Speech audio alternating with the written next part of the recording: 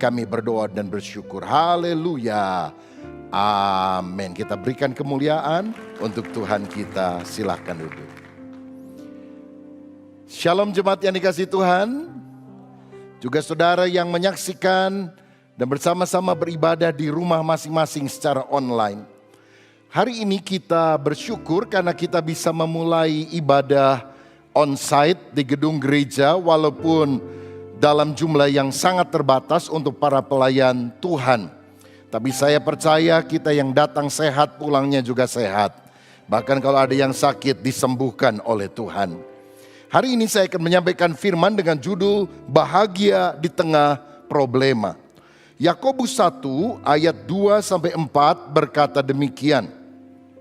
Saudara-saudaraku, anggaplah sebagai suatu kebahagiaan apabila kamu jatuh ke dalam berbagai-bagai pencobaan.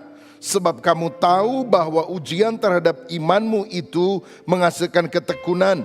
Dan biarkanlah ketekunan itu memperoleh buah yang matang. Supaya kamu menjadi sempurna dan utuh dan tak kekurangan suatu apapun. Saya percaya kita semuanya merindukan kebahagiaan dalam hidup ini. Apa gunanya kita memiliki umur yang panjang tapi hidup dalam kepahitan, hidup dalam kepedihan, hidup di dalam permusuhan satu dengan yang lain. Tetapi pertanyaannya, apakah yang dimaksudkan dengan kebahagiaan itu? Saya membaca Kamus Besar Bahasa Indonesia untuk menemukan definisinya. Bahagia menurut kamus artinya keadaan atau perasaan senang dan tentram. Bebas dari segala yang menyusahkan.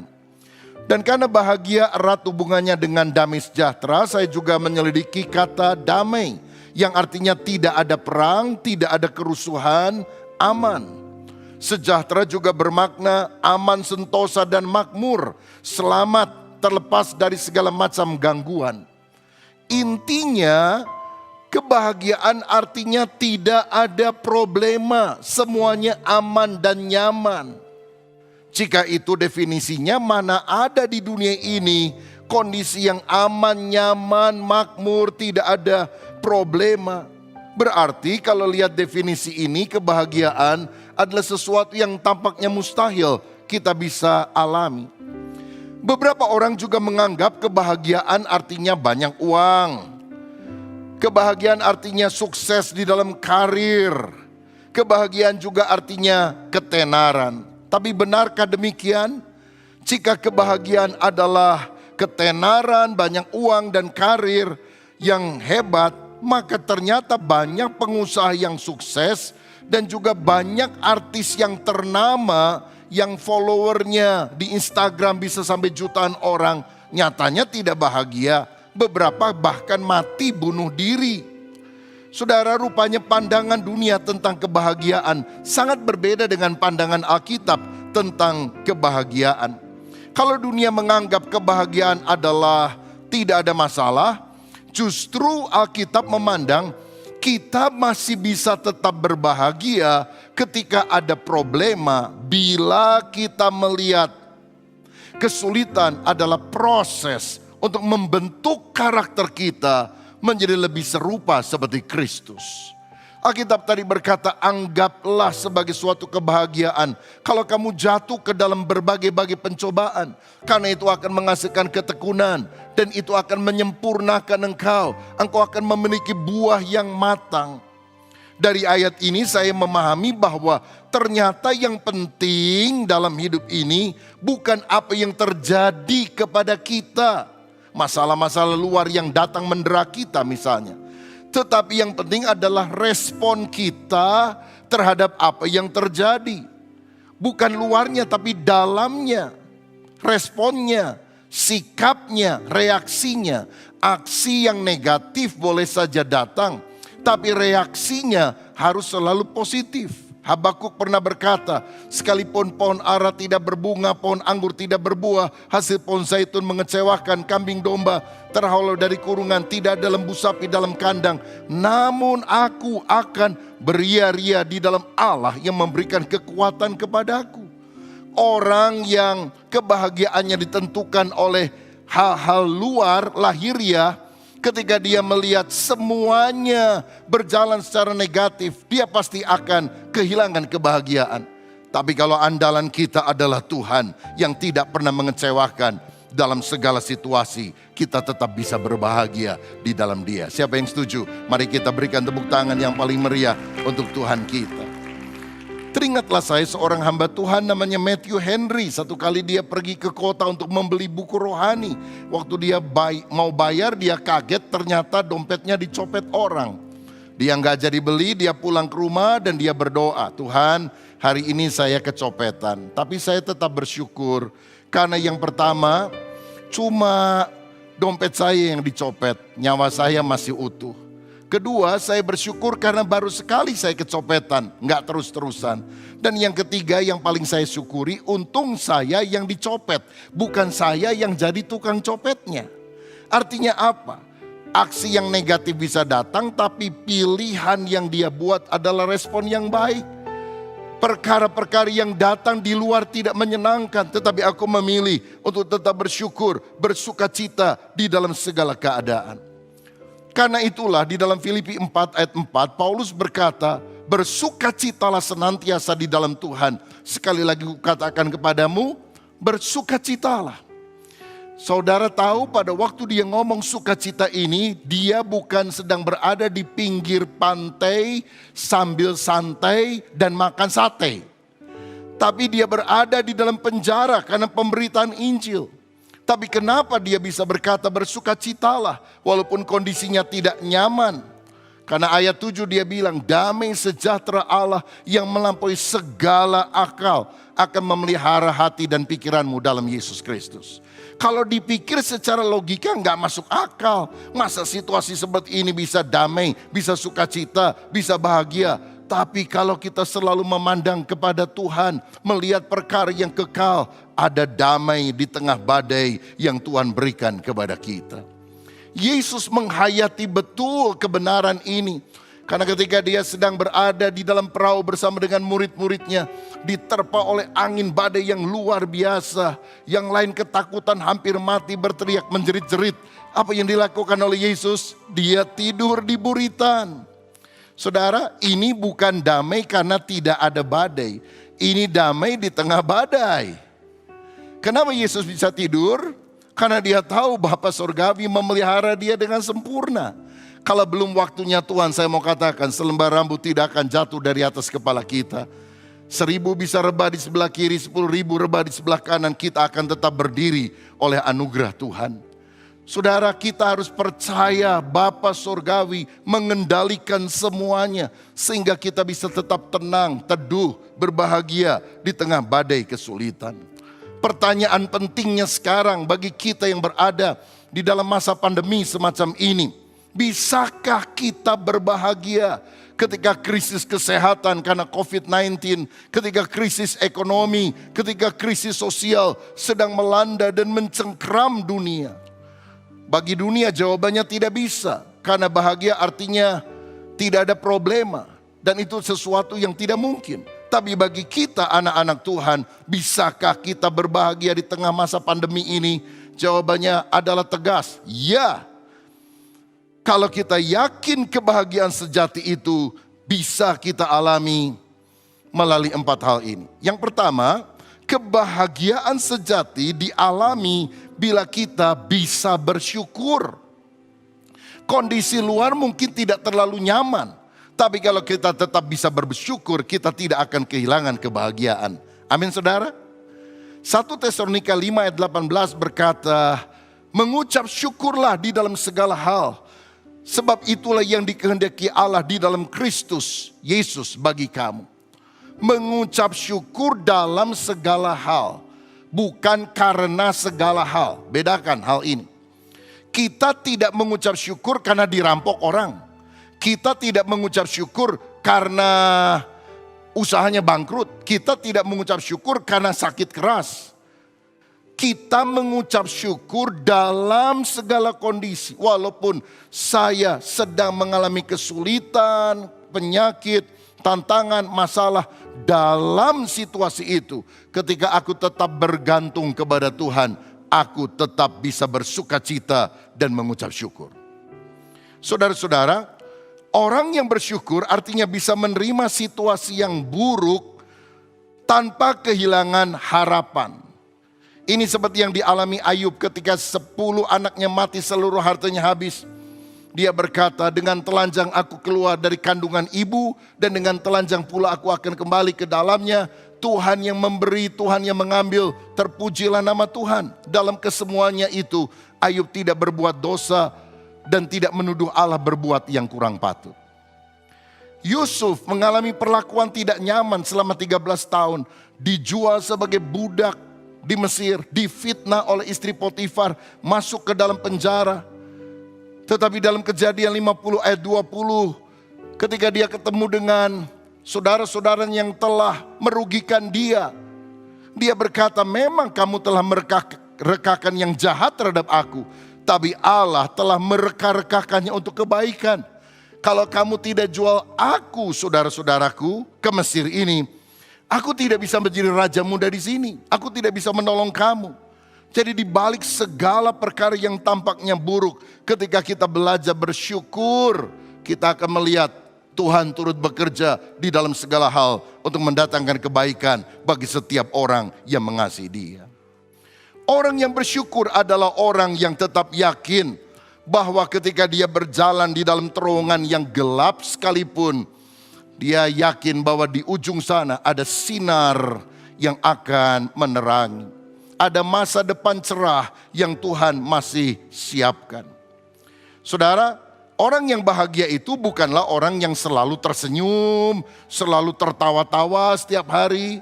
Tapi orang yang berbahagia adalah orang yang bisa menerima kenyataan yang pahit. Seperti Ayub, seperti Yusuf tadi, menerima kenyataan pahit. Bahkan dia bisa mengolah kehilangan dan kegagalan menjadi sesuatu yang bermakna di dalam kehidupannya. Saudara, yang berat itu sebetulnya bukan kenyataan, tapi tidak bisa menerima kenyataan. Kalau misalnya ada orang diputusin sama pacarnya, waduh ini kenyataan yang pahit. Dia nangis terus, dia malah mau mati bunuh diri. Bukankah itu lebih menyakitkan? Tapi walaupun dia hancur hati, pedih hati karena diputusin pacarnya atau usahanya gagal, dia bisa nangis, dia bisa sedih untuk sementara waktu, sebentar. Tapi move on. Dia harus bergerak maju karena dia tahu bahwa tidak selamanya kesulitan itu ada. Tuhan tetap memberikan masa depan yang baik bagi setiap orang yang percaya. Thomas Alva Edison dikenal sebagai orang yang mengalami ratusan kali kegagalan. 999 kali gagal di dalam usaha menemukan bola lampu pijar. Hanya sekali yang berhasil. Tapi dia tidak putus asa. Dia bilang, saya sekarang tahu ada 999 cara yang tidak berhasil. Tapi saya sudah menemukan satu cara di mana saya bisa berhasil. Saudara, apapun kondisi kita, belajarlah bersyukur. Orang yang bersyukur hatinya akan puas, batinnya akan damai. Walaupun uang, harta, dan popularitas tidak dia miliki. Tahukah saudara bahwa menurut Persatuan Bangsa-Bangsa, ini sudah beberapa tahun, negara yang dianggap paling bahagia di dunia adalah Finlandia. Finland dengan ibu kotanya Helsinki. Tahun lalu saya pergi ke sana. Karena mereka mengukurnya dari berapa kekayaan mereka, berapa GDP, berapa pendapatan per kapita, bagaimana kesehatan masyarakat, bagaimana level korupsi yang rendah ada di sana. Tapi tahukah saudara, ada sebuah negara di Asia yang sudah bertahun-tahun dianggap sebagai negara yang paling berbahagia di Asia, bahkan ada yang menganggapnya di dunia. Dan cara penghitungannya berbeda dengan yang dilakukan oleh PBB, tidak mengukur berapa kekayaan orang. Pemerintah yang melakukan angket, survei, dan menyatakan apakah mereka bahagia. Dan ternyata 91% dari penduduk negara itu mengatakan mereka bahagia, bahkan sangat bahagia. Yang dihitung bukan GDP per kapita, Gross Domestic Product, tapi GNP Index, yaitu Gross National Happiness. Jadi di sana itu ada pelayanan ministry untuk menyelidiki apakah orang bahagia, happy enggak di negara tersebut. Bhutan adalah negara tersebut. Terletak di pegunungan Himalaya dan mereka tidak mengukur kebahagiaan dari kekayaan, tidak mengukur kesuksesan itu dari berapa banyaknya uang yang dihasilkan dalam bisnis, tapi apakah bisnis ini bisa digunakan untuk menolong orang lain atau tidak? Bisa bantu yang kekurangan? Tidak. Mereka adalah negara yang memiliki rasa persaudaraan yang sangat baik, rukun, tidak ada diskriminasi. Mereka memiliki kecintaan kepada alam, tidak suka membabat hutan, merusak lingkungan. Dan mereka adalah negara yang sangat menekankan atau menjunjung tinggi kesederhanaan di dalam hidupnya. Dari sini saya belajar satu hal. Bahagia itu ternyata sederhana, jangan dibikin ribet. Bahagia itu bukan berarti kalau kita punya baju bagus, mobil mewah, tas mewah, sepatu branded. Tetapi bahagia itu adalah kalau kita masih diberi anugerah oleh Tuhan untuk hidup dan bisa menikmatinya, bisa mengucap syukur. Kalau hari ini kita bisa bernafas, masih bisa beribadah, memuliakan nama Tuhan, Tuhan baik. Belajarlah bersyukur kepada Dia, karena itulah kunci dari kebahagiaan. Siapa yang setuju dengan saya? Berikan kemuliaan yang paling meriah untuk Tuhan kita. Yang kedua, kebahagiaan sejati itu tetap kita bisa miliki bahkan di tengah problema bila kita bisa mencukupkan diri. Filipi 4 ayat 11 dan 12, Paulus berkata, "Kukatakan ini bukanlah karena kekurangan, sebab aku telah belajar mencukupkan diri dalam segala keadaan. Aku tahu apa itu kekurangan dan aku tahu apa itu kelimpahan. Dalam segala hal dan dalam segala perkara tidak ada sesuatu yang merupakan rahasia bagiku, baik dalam hal kenyang maupun dalam hal kelaparan." Paulus berkata, aku pernah kenyang, hidup dalam kemewahan, aku juga pernah hidup di dalam kekurangan, tetapi aku tetap bahagia karena aku sudah menemukan kuncinya, belajar mencukupkan diri. Hidup berpada dengan apa yang ada, tidak besar pasak daripada tiang.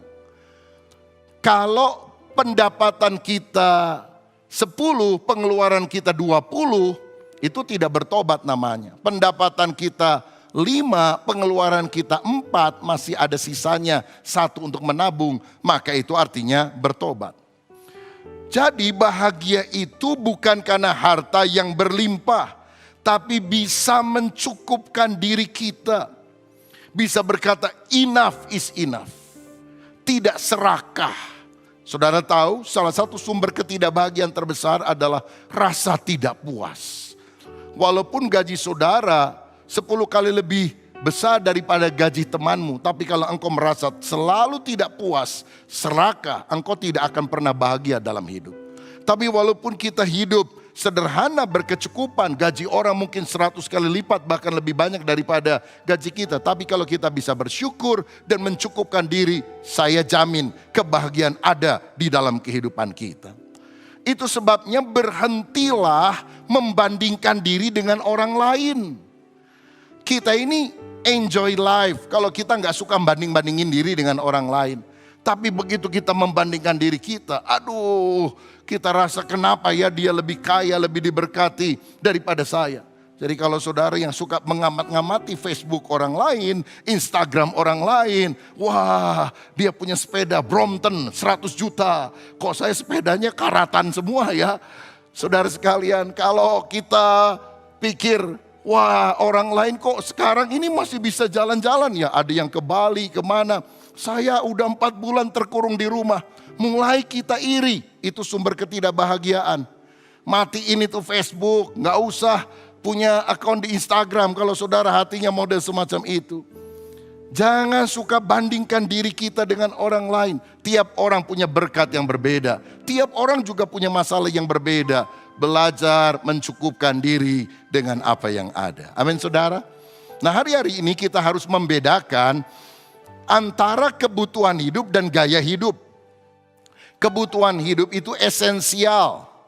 Misalnya makanan itu esensial, itu kebutuhan hidup. Tetapi gaya hidup, makan harus restoran mewah, harus yang harganya mahal, maka itu adalah optional.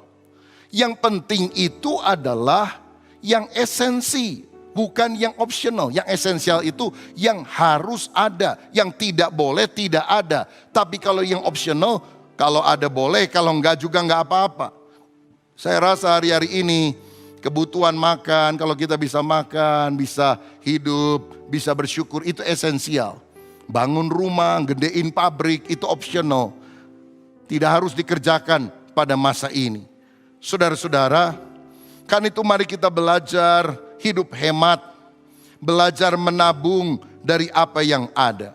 Saya percaya bahwa penghasilan kita akan selalu bisa mencukupkan kebutuhan hidup kita, tapi tidak akan pernah bisa mencukupi gaya hidup kita.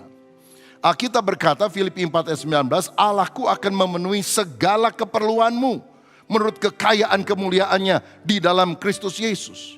Kalau itu keperluan, kebutuhan, Tuhan akan supply dengan kayanya, dengan limpahnya dari sorga. Tapi kalau keinginan, apalagi yang gak ada habis-habisnya, Tuhan tidak janji untuk bisa memenuhkan semua keinginan saudara yang berlebih-lebihan. Karena itu adalah gaya hidup. Saudara, mari kita hidup berpada dengan apa yang ada, yang penting kebutuhan hidup dan bukan gaya hidup. Belajar mencukupkan diri, dan dalam kaitan ini ada satu poin yang sangat penting. Bukan hanya belajar mencukupkan diri, hemat dan menabung, tetapi Kisah Rasul 20 ayat 35. Ini perkataan Tuhan Yesus sendiri yang tidak dicatat dalam kitab Injil, tapi dicatat oleh Lukas di dalam Kisah Para Rasul. Adalah terlebih bahagia memberi daripada menerima. Saudara, ini yang Tuhan katakan. Lebih bahagia memberi daripada menerima. Tangan di atas selalu lebih mulia dari tangan di bawah. Pada masa kesulitan ini, coba engkau lihat orang-orang yang lebih menderita daripada kita. Ulurkan tangan, mungkin memberi makan siang, memberi sembako, memberikan bantuan. Saudara akan rasa kebahagiaan itu mengalir karena kita bisa menjadi saksi daripada kasih Kristus. Apakah kita bisa bahagia di tengah problema? Ya. Bila kita bisa mengucap syukur dalam segala keadaan. Dan bila kita bisa mencukupkan diri, bahkan bisa memberi. Yang ketiga, kebahagiaan sejati akan dialami oleh orang yang bisa mengampuni. Orang yang menyimpan dendam sulit bahagia. Orang yang belajar mengampuni dan memaafkan, hatinya akan plong, luas, dan dia akan mengalami kebahagiaan.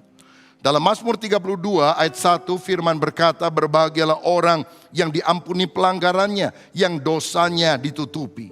Dalam Matius 6 Yesus mengajar dalam doa Bapa kami, dan ampunilah kami akan kesalahan kami, seperti kami juga mengampuni orang yang bersalah kepada kami. Sebab jika kamu mengampuni kesalahan orang, kesalahanmu akan diampuni oleh Bapa Surgawi. Tapi jika kamu tidak mengampuni kesalahan orang, kesalahanmu pun tidak akan diampuni oleh Bapa Surgawi. Saudara, dari ayat ini jelas kita melihat bahwa orang yang bahagia adalah orang yang dosanya diampuni oleh Tuhan. Saudara percaya dosamu sudah diampuni oleh Tuhan? Ketika kita beriman bahwa Yesus adalah juru selamat kita, segala dosa, segala kutuk sudah ditanggung oleh Yesus. Dan pengampunan itu mengalir dalam kehidupan kita. Tetapi kebahagiaan sejati, pengampunan sejati harus dibagikan kepada orang lain. Dan wujudnya bahwa kita benar-benar diampuni Tuhan adalah kalau kita dimampukan untuk mengampuni orang lain. Dengan kata lain, kalau kita tidak mau mengampuni orang lain, itu adalah tanda yang jelas bahwa kita tidak pernah menerima kasih Allah. Sebab orang yang menerima kasih Allah, dia bisa menyalurkan dengan cara mengampuni orang lain. Tapi orang yang memegang kesalahan orang lain dan tetap bertekad untuk membalas dendam, adalah orang yang tidak pernah mengalami kasih Allah. Karena Roma 5 ayat 5 berkata, karena kasih Allah telah dicurahkan di dalam hati kita oleh Roh Kudus yang telah dikaruniakan kepada kita. Jadi kalau Roh Kudus menjamah kita, wujud yang paling nyata adalah kasih Allah akan mengalir dalam hidup ini. Apa cirinya orang penuh Roh Kudus? Apa cirinya orang benar-benar lahir baru? Bukan sekedar berbahasa roh, saudara. Tetapi Alkitab berkata, kasih Allah dia alami dan kasih Allah dia bisa salurkan kepada orang lain. Jadi kalau engkau masih menyimpan dendam, tidak mengampuni orang lain, jangan-jangan itu adalah tanda yang jelas bahwa engkau sendiri tidak pernah diampuni oleh Tuhan. Tidak pernah menerima kasih Allah, tidak pernah lahir baru. Saudara, bukalah hatimu supaya Tuhan sungguh menjamah dan mengubah hidup kita. Dalam Matius 18, Yesus memberikan sebuah perumpamaan. Ada seorang raja yang melihat ada hambanya yang berutang 10.000 talenta. Tapi karena belas kasihan dia mengampuni. Tetapi ketika hamba ini dibebaskan dan dia lihat ada temannya yang hutang 100 dinar saja, dicekek, dimasukkan dalam penjara sampai dia bisa melunasinya. Sehingga raja itu menjadi sangat marah dan menangkap orang itu, dan orang itu disiksa oleh para algojo. Saudara tahu menurut kamus Alkitab 1 talenta itu 6.000 dinar. Pada upah orang kerja sehari pada waktu itu cuma 1 dinar.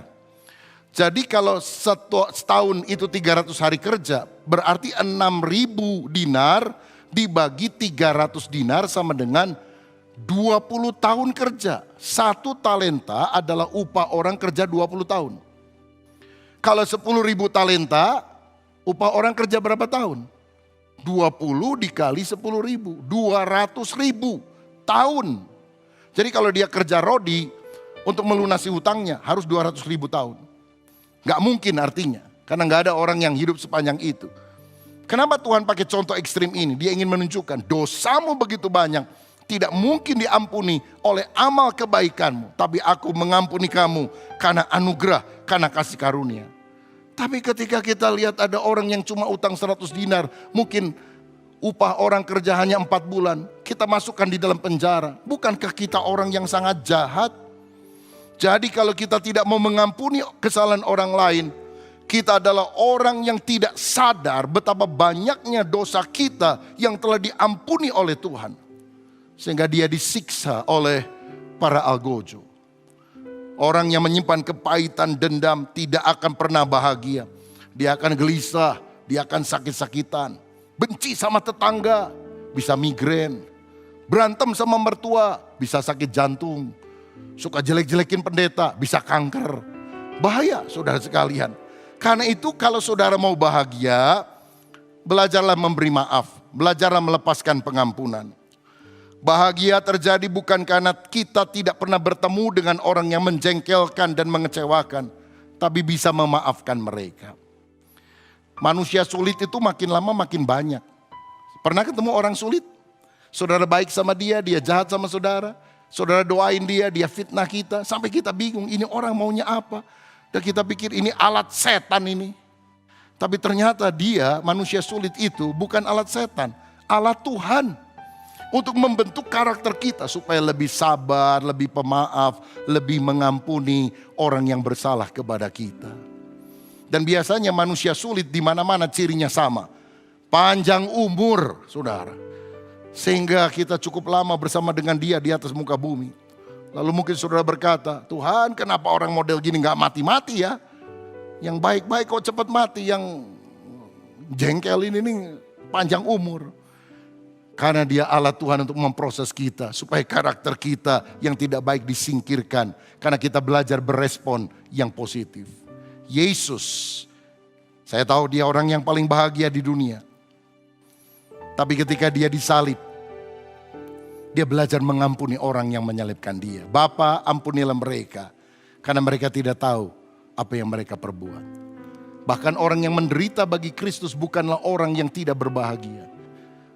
Para rasul ketika dianiaya dan kemudian diancam untuk tidak bisa memberitakan Injil lagi. Mereka pulang setelah dilepaskan dan Alkitab berkata, mereka bergembira karena mereka dianggap layak menderita bagi Kristus. Respon kita seperti Yesus miliki, ampunilah mereka. Saudara, kalau ada kepahitan dalam hatimu, tinggalkan. Karena itu akan merugikan kita. Dan yang terakhir, kebahagiaan sejati bisa kita peroleh bila kita bisa mengenal Tuhan.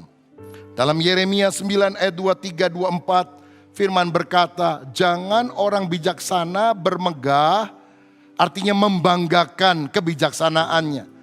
Orang kuat jangan membanggakan kekuatannya. Orang kaya jangan bermegah, jangan membanggakan kekayaannya.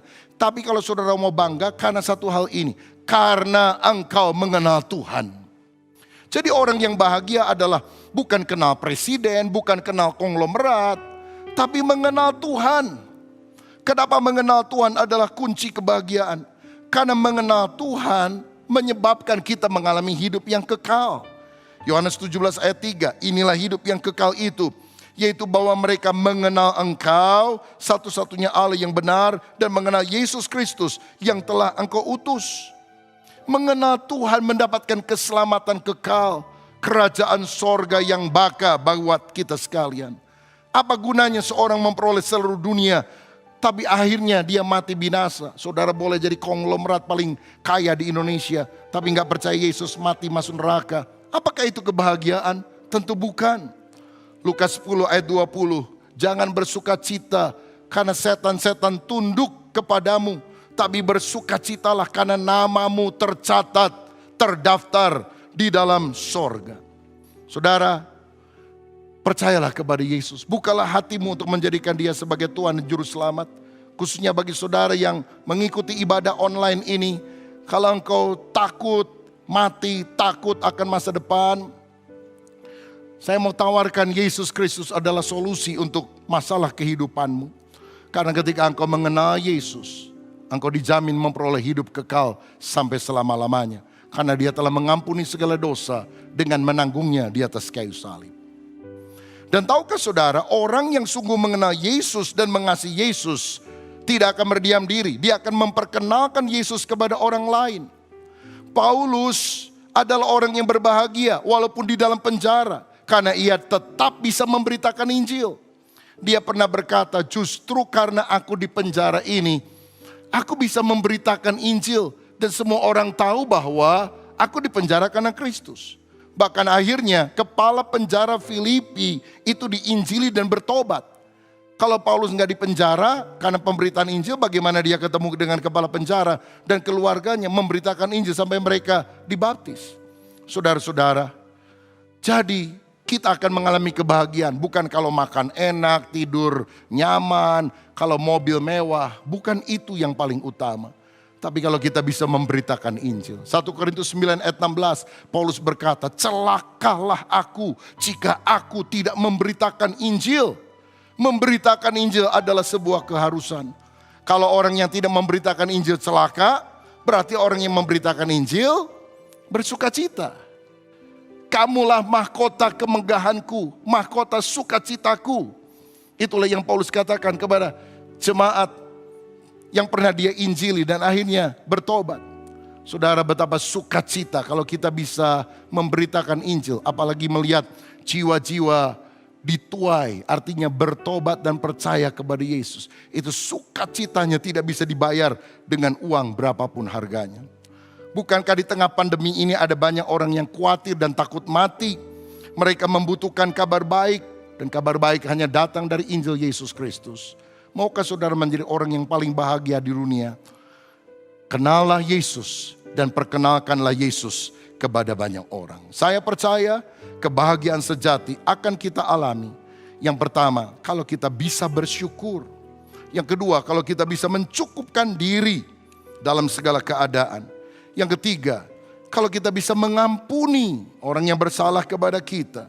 Dan yang terakhir, kalau kita bisa mengenal Tuhan dan memperkenalkan Tuhan kepada banyak orang. Tuhan Yesus memberkati kita. Amin.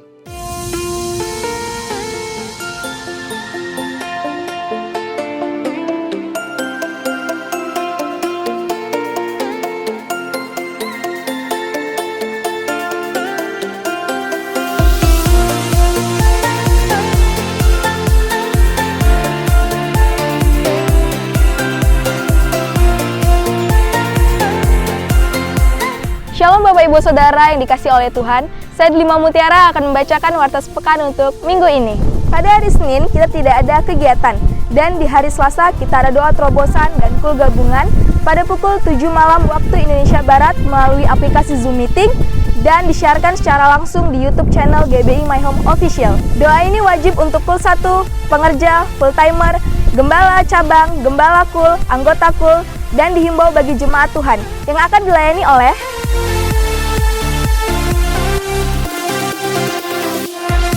Pada hari Rabu, Kamis, dan Jumat kita tidak ada kegiatan. Dan di Sabtu paginya, pada pukul 10 pagi waktu Indonesia Barat, kita ada doa puasa secara online di YouTube channel GBI My Home Official. Di hari Minggu, ibadah onsite dan live streaming diadakan 2 kali pada pukul 8 pagi dan 11 siang yang akan disertai dengan perjamuan kudus. Dan untuk ibadah online pada pukul 5 sore waktu Indonesia Barat di YouTube channel GBI My Home Official. Untuk ibadah sekolah minggu pada pukul 9.15 di YouTube channel GBI My Home Official. Dan untuk ibadah Next Gen di jam yang sama pada pukul 9.15 di YouTube channel Next Gen My Home. Dan untuk pengumuman tambahannya adalah persembahan online dapat ditransfer melalui rekening gereja di BCA dengan nomor rekening 38014671111 atas nama GBI Rawasari, di CMB Niaga dengan nomor rekening 8000940399900 atas nama Gereja Betel Indonesia Jemaat Rawasari. Diadakan doa puasa selama 31 hari dalam bulan Oktober 2020. Berdoa untuk keamanan NKRI Damailah Indonesiaku, penyelesaian pandemi COVID-19, menghadapi ancaman resesi global, pencurahan Roh Kudus secara besar-besaran dan menyeluruh di era Pentakosta ketiga, penyelesaian amanah agung Tuhan Yesus. Doa puasa ini wajib untuk pelayan jemaat dan aktivis, serta dihimbau untuk jemaat. Jenis puasa ditentukan oleh masing-masing pribadi. Protokol kesehatan beribadah di GBI My Home Rawasari. Anak-anak, orang sakit, dan orang tua berusia di atas 60 tahun dianjurkan beribadah secara online di rumah masing-masing. Wajib menggunakan masker di area gedung gereja. Bila suhu tubuh di atas 37,5 derajat Celcius, tidak diperkenankan masuk ruang ibadah. Wajib mencuci tangan dengan sabun di tempat yang telah disediakan sebelum memasuki ruang ibadah. Sampaikan shalom dengan senyuman dan salam sehati tanpa berjabat tangan. Tidak bersentuhan fisik dan jaga jarak minimal 1,5 meter. Kapasitas kursi hanya 80 sampai dengan 100 kursi. Daftarkan diri Anda segera ke gembala KUL masing-masing. Bagi Bapak Ibu Saudara yang rindu beribadah namun belum terdaftar di dalam KUL, dapat menghubungi Ibu Lensi di nomor 0812 707 3728. Klinik Pratama Rumah Sehat Betel, pelayanan 24 jam, poliklinik umum di mana melayani rawat jalan, pemeriksaan kehamilan, pemeriksaan nifas, poli KIA dan KB, pelayanan apotik serta poli gigi, di mana melayani perawatan gigi, cabut gigi, tambal gigi, scaling gigi. Untuk jadwal praktek dokter gigi pada hari Kamis pukul 7 malam sampai dengan 8 malam, pada hari Sabtu pukul 3 sore sampai 5 sore. Untuk via telepon pada hari Selasa pukul 7 malam sampai dengan 8 malam. Untuk informasi dan pendaftaran dapat menghubungi Lindung Magdalena di nomor 0812 75960776, Klinik di nomor 0813 1877 9975, dengan alamat di Jalan Rawasari, Komplek PSMTI, Blok C nomor 2223, Kelurahan Kampung Bulan, Kecamatan Tanjung Pinang Timur, Kota Tanjung Pinang. Demikianlah Warta Sepekan untuk minggu ini. Saya Delima Mutiara. Selamat hari Minggu. Sampai jumpa minggu depan. Tuhan Yesus memberkati. Bapa yang baik, terima kasih untuk hari ini. Kami mengucap syukur untuk hari yang baru yang Kau berikan kepada kami. Kami berdoa untuk tim Praise and Worship, untuk pemain musik, WL, singers, dan sound system juga multimedia. Terutama-tama untuk pembicara yang membawa firman Tuhan. Bapa, Engkau mengurapi mereka supaya mereka menjadi alat-Mu yang Kau pakai untuk membawa hadirat Tuhan ke rumah-rumah, keluarga-keluarga yang saat ini sedang mendengarkan, mengikuti ibadah secara online.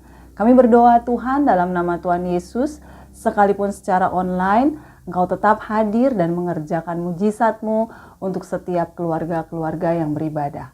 Bapak, kami berdoa untuk spiritual leaders kami, gembala senior kami, Bapak Pendeta Niko Nyotora Harjo dan 4 wakilnya, Bapak Pendeta Johan Handoyo, juga gembala sidang kami, Bapak Pendeta Irwan Wijaya, dan wakilnya Bapak Anen Kris Subagio. Bapak, Engkau mengurapi mereka dengan urapan yang khusus dengan kemampuan yang khusus, dengan keahlian yang khusus, yang sorgawi, yang dari kekekalan, supaya mereka bisa terus membimbing, terus membangun gereja Tuhan di seluruh Indonesia, bahkan di seluruh cabang yang ada. Dalam nama Tuhan Yesus, mereka tetap sehat di dalam perlindungan Tuhan. Bapak, kami berdoa untuk pembangunan gereja GBI My Home di The Green City.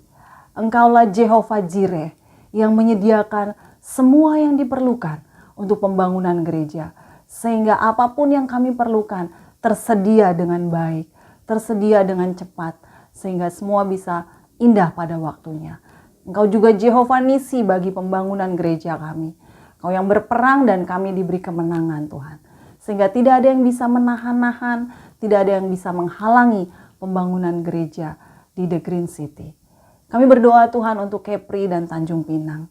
Bapak, Engkau menjadi pelindung, penjaga buat Kepri dan Tanjung Pinang terutama. Tuhan, Kau tidak pernah tertidur, Kau tidak pernah terlelap. Kami percaya Tuhan, Tanjung Pinang aman di tangan-Mu, sehat selalu, sejahtera, dan tidak ada kekurangan atas kota yang kami cintai, tempat kami tinggal. Kami tetap bisa menjadi berkat untuk kota. Kami berdoa juga Tuhan untuk seluruh pelayan jemaat. Bapak, Roh-Mu yang besar, Roh-Mu yang ajaib, Roh-Mu yang kuat, Roh-Mu yang kudus bernyala-nyala terus di dalam hati seluruh pelayan jemaat. Sehingga kami tetap melayani dengan sukacita. Tidak ada kekurangan dalam nama Tuhan Yesus. Kami berkelimpahan dalam segala hal. Dan kami tetap bisa menjadi berkat buat jemaat-Mu. Kami berdoa juga Tuhan untuk seluruh jemaat. Kami berdoa tidak ada yang kekurangan, tidak ada yang sakit, tidak ada yang menderita. Dalam nama Tuhan Yesus, pekerjaannya, bisnisnya, usahanya, sekolah dan perkuliahannya, semua diberkati Tuhan. Semuanya dalam tangan kuasa Tuhan, sehingga menjadi berhasil dan dibuat beruntung. Engkaulah master of breakthrough buat kami, jemaat-Mu Tuhan. Kami berdoa Tuhan untuk Indonesia. Bapa, Indonesia ada di pelukan-Mu.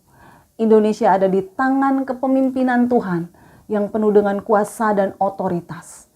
Kami percaya Tuhan, Engkaulah juru selamat buat Indonesia Tuhan. Indonesia pulih dalam nama Yesus.